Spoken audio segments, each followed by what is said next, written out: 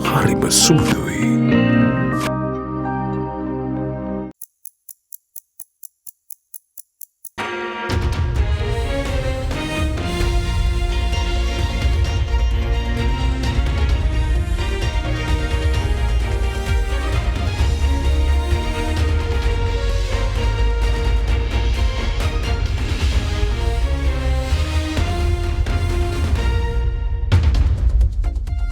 Tonight on First at 9, this Tuesday, the 24th of October 2023.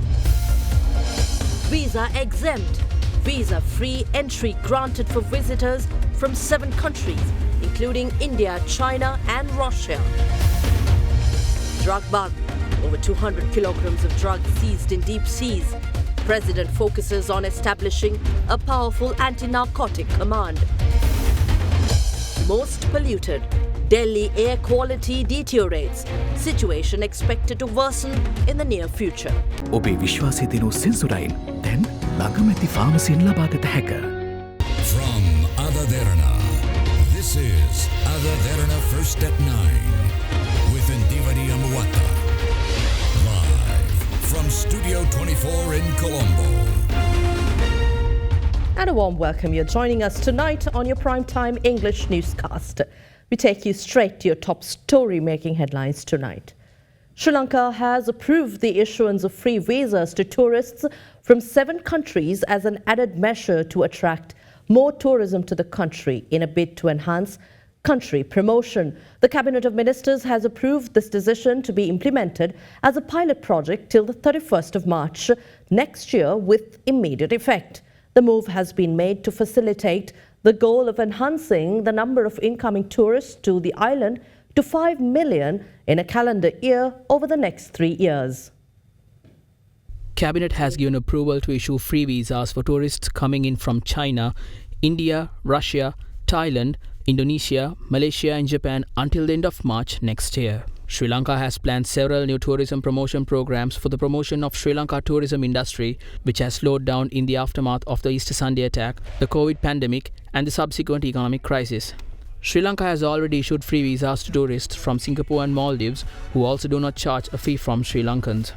The Cabinet has also granted permission to issue a single payment package ticket for all the relevant World Heritage and historical places and provide the opportunity to buy the ticket at the airport or through the online system for tourists. Further, a railway ticket for tourist coaches will be issued through the online system or via the provision of the opportunity to purchase them at the airport as a one-time ticket. Well, the Cabinet of Ministers meanwhile granted approval to a decision to obtain a grant of 200 million Japanese yen from the government of Japan to develop the fishing industry in the country. In another decision, approval has been given to call for resolutions from interested parties to construct a floating solar panel for the Samanalawewa Reservoir. With that, let's take a look at some other cabinet decisions made last evening. The Sri Lankan Cabinet approved a decision to obtain a grant of 200 million Japanese yen, which is approximately 435 million rupees from the government of Japan to facilitate the development of freezer facilities and supply with modern electric equipment for the fisheries industry. The grant comes under the Japanese government's Economic and Social Development Program. With the grant, it is planned to provide freezer facilities and supply modern electric equipment to the fishing community in northern and eastern provinces of Sri Lanka. Under the grant, it is expected to supply ice production machines, digital scales for the Ceylon Fisheries Harbour Corporation, fishing nets for the National Aquaculture Development Authorities with pre-installed freezer or deep freezer and tractors with deep freezers to the Department of Fisheries and Aquatic Resources.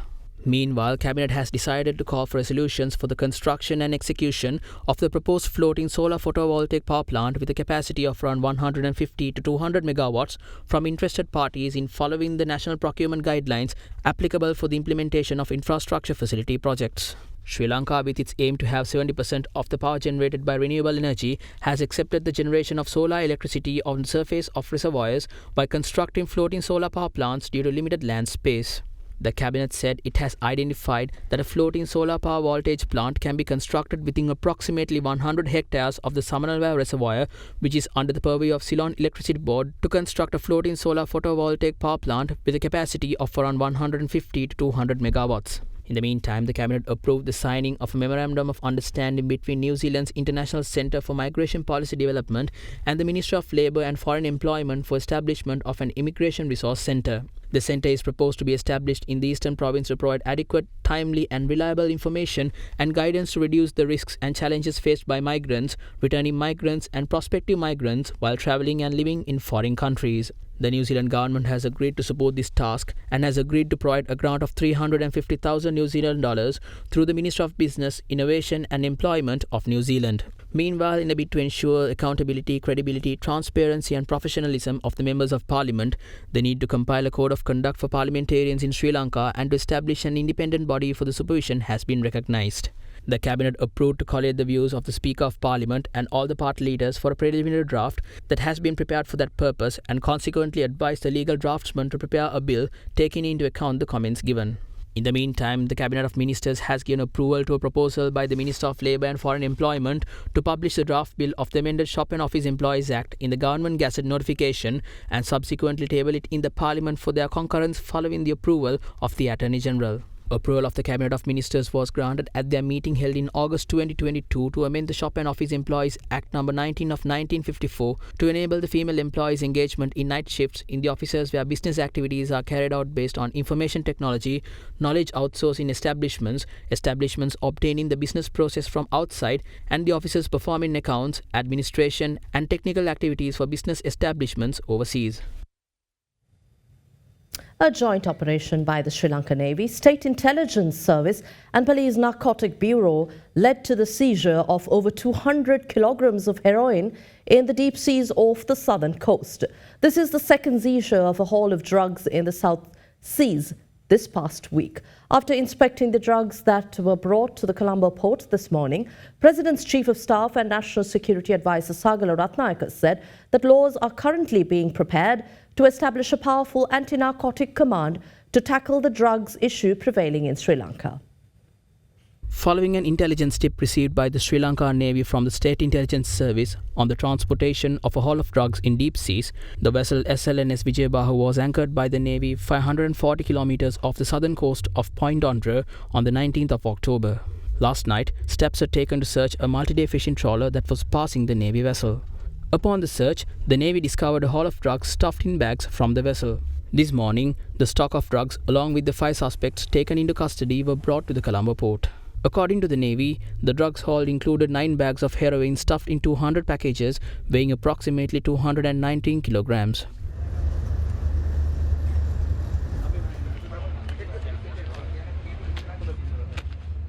The stock of drugs were inspected by Navy Commander Vice Admiral Priyantha Perera and President's Chief of Staff and National Security Advisor Sagala Ratnayaka.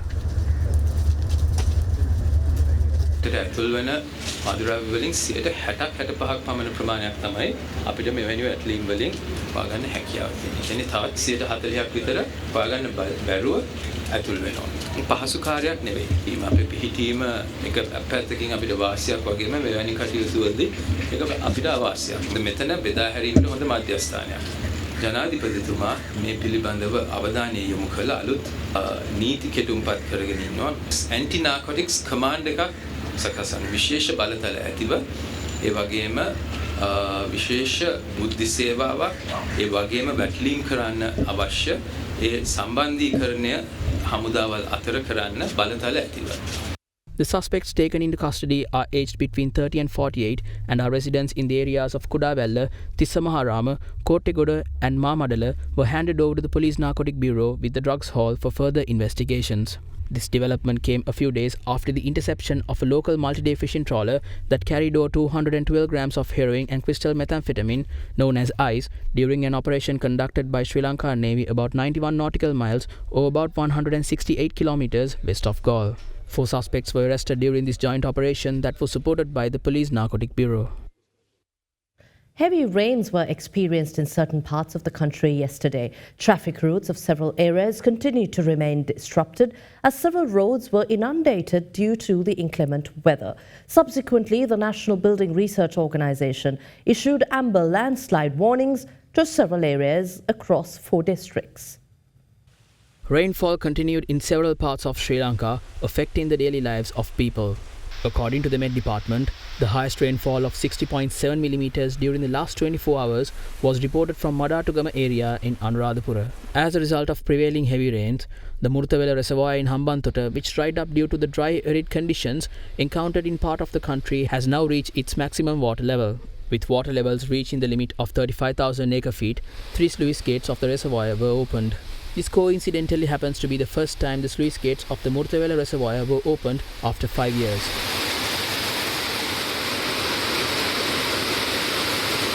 As a result of the overflowing of the Walave River, the water level of the Yambalantota Leenagastota Weir had a 4-foot spillover. Further, an increase in the water level of the Ging River was recorded in the Baddegama water gauge this morning. Meanwhile, the irrigation department said the rise in water levels in reservoirs associated with hydroelectric power plants is favourable for hydropower. Concurrently, many areas of the Mathura district are affected by floods due to the overflowing of the Nilwala River and the Kirama reservoir.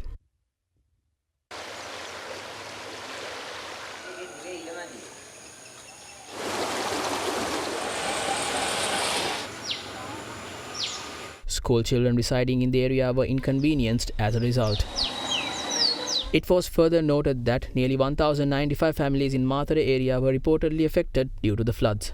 Due to the overflowing of the Nilwala River, the Akurasa Paraduwa area has been flooded for more than a month, while nearly 14 traffic routes remain blocked at present. Issuing an advisory, the Met Department stated that the severe cyclonic storm Hamoon over the west central Bay of Bengal is expected to intensify into a severe cyclonic storm during the next few hours, adding that the cyclonic storm is likely to move towards the Bangladesh coast away from Sri Lanka. Meanwhile, National Building Research Organisation issued amber landslide warnings to several areas in 4 districts. Accordingly, the level 2 amber warnings were issued to Badulla, Hambantota, Mathura and Ratnapura districts. Due to continued heavy rainfall, cumulative rain effect and the soil saturation of the areas, the issued landslide early warning message has been extended to 15 hours PM tomorrow in the following areas. Warning level 2 alert amber warning was issued to Haldumulla and Haputale Divisional Secretary Division Badulla District, Katuwana and Walasmulla Divisional Secretary Division Hambantota District, Kottapola, Mulatiyana, Akurassa, Kirinda, Puhulwella, Pitabaddara, Tihagoda, Velipitiya, Athuraliya, Mathura Pogravats, Paskoda, Hakmana, Kampurupitiya and Malimboda Divisional Secretary Division Mathura District, Alapatha, Opanayaka, Veligapola, Aliyagoda,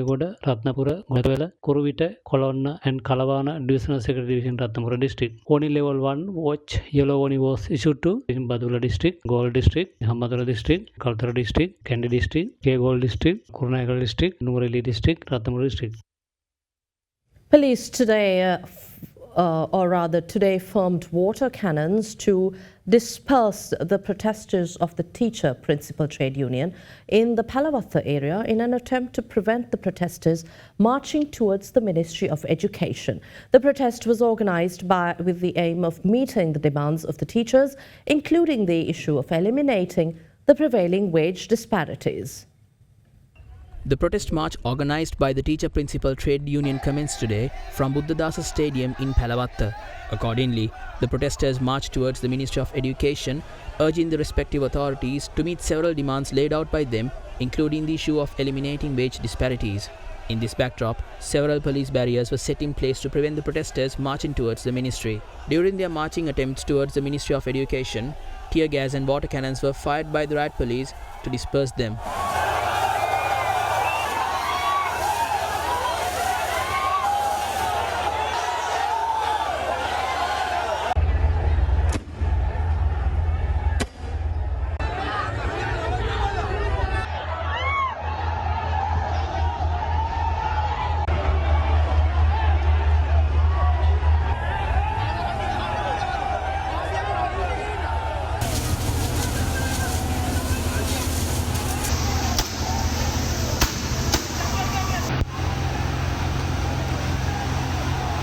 Due to the protest, the traffic of the Palawatha junction was completely disrupted.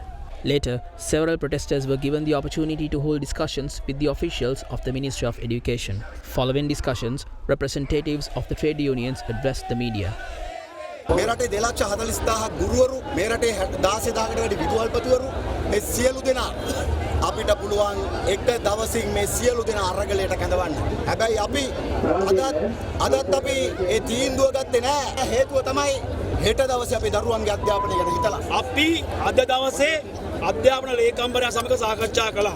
ඇමතිවරයා රට අධ්‍යාපන අමාත්‍යවරයාට අපි කිව්වා නොවැම්බර් 13 අයවැයි මේ අපිට තියෙන මේ වැටුප් රැස් සම්බන්ධයෙන් වැටුපට දාලා මුදල් වෙන් කරන්න. දැන්ට විසර්ජන පනතේ මේ වෙන් කිරීම අපිට පැහැදිලි නෑ. ඒක නිසා වහම වෙන් කරන්න ඕනේ. එහෙම නොවුනොත් නොවැම්බර් 13න් පස්සේ අපි දැවැන්ත ක්‍රියාමාර්ග වලට යනවා. Well, a Sri Lankan couple residing in Malaysia were reportedly killed in a road accident in Kuala Lumpur. However, their daughter, who also was in the car at the time of the accident, remained unharmed. Meanwhile, a woman was killed by her husband last night in a separate incident following a long-standing family dispute between the couple. With that, here's a look at more news across the island in brief. A 46-year-old woman was killed by her husband last night due to a long-standing family dispute between the couple. Later, the corpse of the 55-year-old suspect, who had reportedly committed suicide, was recovered by the police this morning. However, further investigations into the matter are being carried out by the police. Meanwhile, 2 Sri Lankans were reportedly killed in a road accident in Kuala Lumpur in Malaysia. However, the couple's daughter, who was also in the car at the time of the accident, remained unharmed. The remains of the deceased are scheduled to be brought back to Sri Lanka. The married couple, aged 33 and 35, had been employed as software engineers in Malaysia. In the meantime, a 36-year-old woman residing in the Maggona area of Beruwala died after being hit by a motorcycle while crossing the road. The injured motorcyclist, meanwhile, is currently being treated at the Kaltara hospital. Another phase of the ongoing program of distributing sports equipment to remote areas commenced recently by the AdaDerana initiative together with the DSI Tyres got underway. Accordingly, in another edition of the ongoing series of the program, sports equipment were distributed to 4 schools in the Kabithikollava Divisional Secretariat Division in the Anuradhapura district. Equipment including bats, balls and wickets, as well as basketballs and basketball nets, were distributed to several schools, including the Lumbini Model Private School in Horopatana.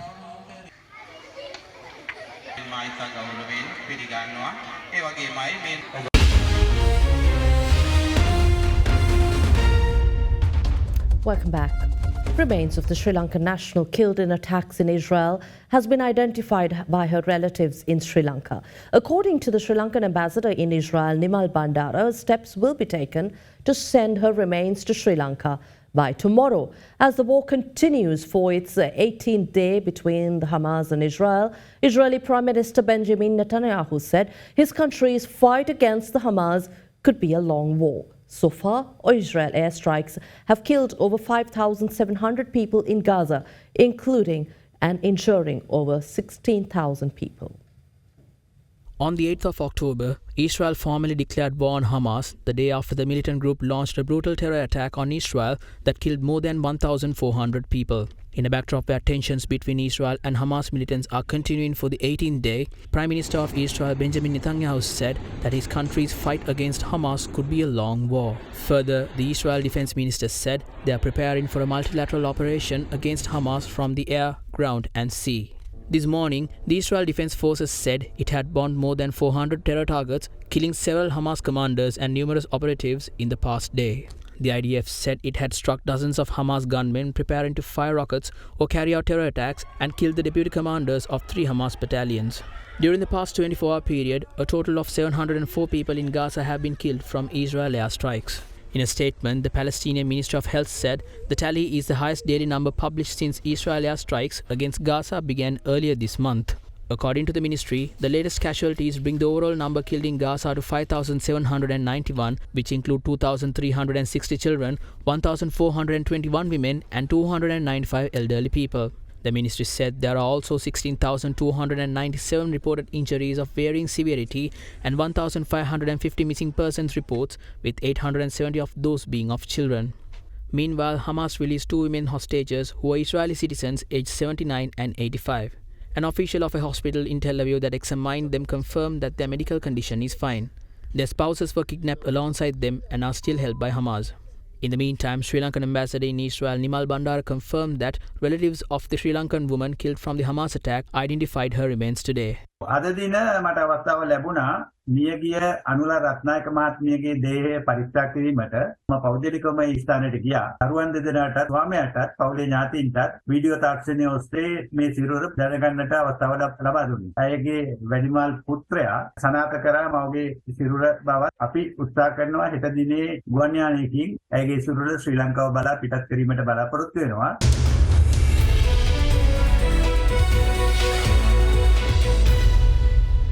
And we take you to business news. Minister of Industries and Health, Dr. Ramesh Pathirana says Sri Lanka, a gateway to Southeast Asia, can benefit from the growth in China and India to become the largest and the third largest economies in the world, respectively. He made these comments while addressing an event in Colombo to commemorate National Supply Chain Day. Meanwhile, the president of the Institute of Supply and Materials Management, Jayanta Galaheva, observed it is vital to improve supply chain standards in Sri Lanka as it is directly linked to the country's economic growth.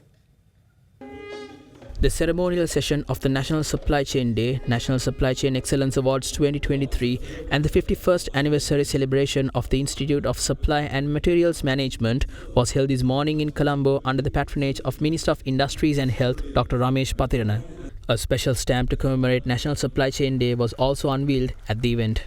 We acknowledge that the supply chain industry is the backbone of our economy, constituting nearly 80% of our nation's economic activities, and the improvement of supply chain practices directly impacts our nation's economic well-being and competitiveness on the global stage. The shift in global economic power. The Asia-Pacific region is well on the way to take the leadership in the global economy. The locations of production units will keep on shifting to better locations. Supply chain management professionals need to put more focus on the various risk elements. In today's very interconnected world, where global markets are increasingly competitive and customer expectations continue to rise, the role of you supply chain professionals has become even more critical. They are the architects of seamless operations, orchestrating complex network of suppliers, manufacturers, distributors, and retailers. They are the problem solvers who navigate through uncertainties and disruptions, ensuring the goods reach their intended destinations on time and in optimal condition. Economically, even though we were facing a lot of challenges,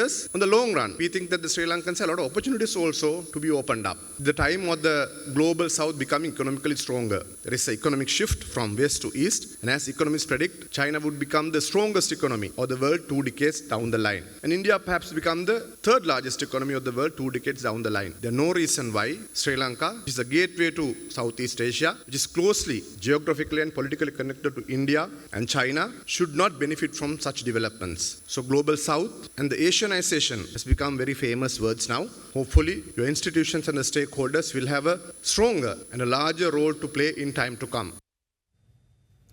Well, Sri Lanka has decided to obtain $100 million loan from the Asian Development Bank to provide financial facilities for small and medium-scale businesses. The funds are planned to be allocated for businesses with difficulties in financing under the Small and Medium Enterprise Development Finance Project by the government. Prior to this, under the Small and Medium Enterprise Credit Scheme project implemented by the government, measures were taken to improve investment and working capital loans to small and medium-sized enterprises at concessional interest rates, with the financial support of $165 million from the Asian Development Bank. Further, when obtaining a loan from banks which prioritize collateral-based lending over cash flow-based lending and assets-based lending over cash flow-based lending, necessary steps have been taken to establish the National Credit Protection Institute. This will be a future solution to the issues faced by small and medium-sized enterprises in the country. And the Colombo Stock Exchange ended low today after seeing a downward trend throughout the day, pushed down mainly by losses in the banking counters. The all-share price index was down 12% to close at 10,731.41, while the S&P SL20 was down 1.27% to close at 3,017.02.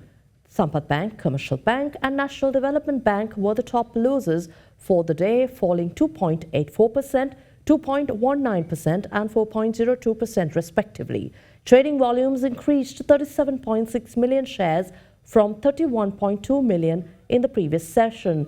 Turnover grew to 1.3 billion rupees from 1.06 billion yesterday. Crossings were witnessed in Sampath Bank, John Keells Holdings, People's Leasing and Finance and Haley's, accounting for 46.6% of turnover. The banking sector was the top contributor meanwhile to market turnover, while the capital goods sector was the second highest contributor. Foreign investors were net buyers, purchasing stocks worth 122.4 million rupees, while domestic investors were net sellers, offloading shares worth 1.3 billion rupees. And here's a look at how the Sri Lankan rupee traded against other major currencies during the day.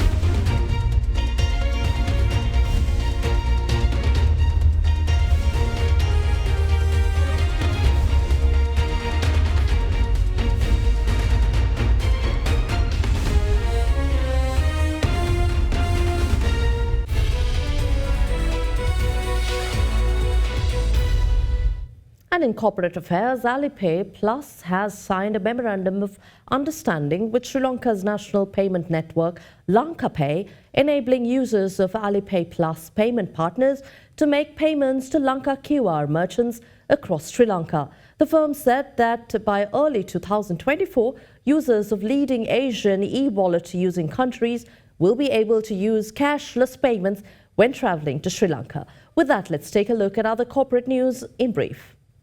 Alipay Plus recently signed a memorandum of understanding with Sri Lanka's national payment network Lanka Pay towards enhancing the inbound and outbound travel experience through cross-border digital payments, enabling users of Alipay Plus payment partners to make payments at over 400,000 Lanka QR merchants across Sri Lanka. The partnership will also enable Sri Lankans to use their Lanka QR-enabled apps to scan and pay at Alipay Plus merchants globally when traveling overseas. By early 2024, users of leading Asian e-wallets from the region including Hong Kong SAR, Philippines, Singapore, South Korea and Thailand will be able to use cashless payments when they travel to Sri Lanka with Alipay Plus. Meanwhile, the Boat and Marine Show 2024, organized by Chamber of Marine Industries of Sri Lanka and Sri Lanka Export Development Board in association with the Ministry of Industries, Tourism Promotion Bureau and other relevant stakeholders, will be held from 27th to 29th October 2023 at the Port City Marina in Colombo. 40 leading boat building, marine services, engineering services, charter companies and accessory and component manufacturers will display boat and boating related products and services in 66 stalls. In the meantime, Exterminators PLC, a pest management company, announced its expansion into the southern region of the country in technical collaboration with Centario Pest Management, United Kingdom. This new office aims to cater to the pest management needs of the districts of Gaul, Mathara, Hambantota, Monragala, South Kalutara and South Ratnapura.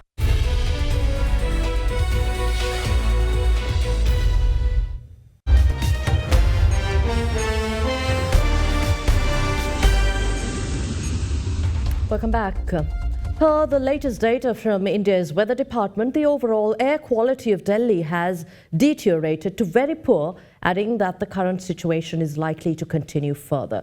Consequently, the Environment Ministry of India revealed that the second phase of A-grade response action plan is currently being implemented to combat the effect of pollution. Delhi is one of the worst and world's most polluted cities through the calendar year. However, its air turns especially toxic in winter due to various factors, including the burning of crop remains by farmers, low wind speeds and lighting of firecrackers during festivals. As a result, severe health issues plague Delhi residents every year.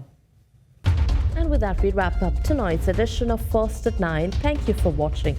I'm Indiveri Amwatha. Have a pleasant evening. Good night.